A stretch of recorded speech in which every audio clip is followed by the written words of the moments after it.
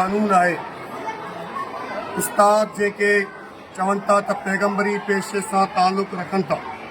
असी इन पैगंबरी पेशे से ताल्लुक रखने वाला उस्ताद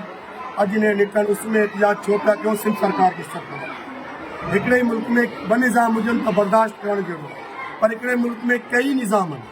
डिस्पेरिटी अलाउंस गुजरल 5 सालन का वठी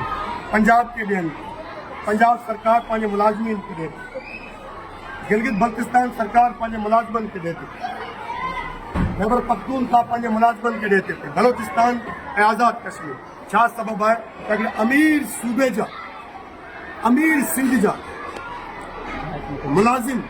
पंहिंजे कंहिं बि हक़ जे लाइ रोडनि ते अचनि, रस्तनि ते अचनि, एहतिजाज कनि, मुतड़ा खाइनि, पुलिस जा मुतड़ा खाइनि, सरकार जा मुतड़ा खाइनि, केस दाख़िल थियनि ऐं सफ़र करे वञनि। तंहिं करे सिंध सरकार खां ख़ासि तौर ते सैयद मुराद अली शाह जेको पाण नाणे वारो वज़ीर आहे, वज़ीर आज़म वज़ीर आला आहे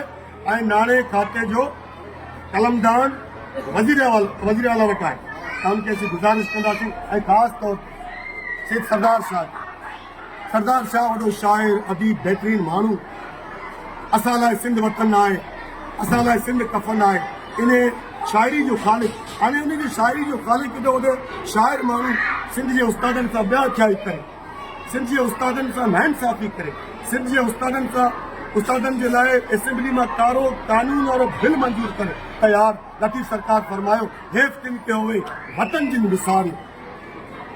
तंहिं करे असां फौरी तौर ते सिंध सरकार खे गुज़ारिश था कयूं त डिस्पेरिटी अलाउंस ऐं पेंशन जे कारे कानून खे ख़तमु करे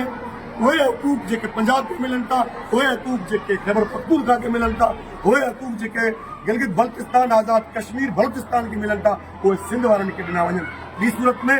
असां तमामु जल्द सिंध एम्प्लॉइज़ एसोसिएशन जे प्लेटफॉर्म तां असां गवर्नर हाउस ऐं CM हाउस जो घेराव कंदासीं। ज़रूरत पई त वकीलनि जी चइनि केलनि जे मामले में धरणो आयो हो, ईअं असां धरणा हणंदासीं।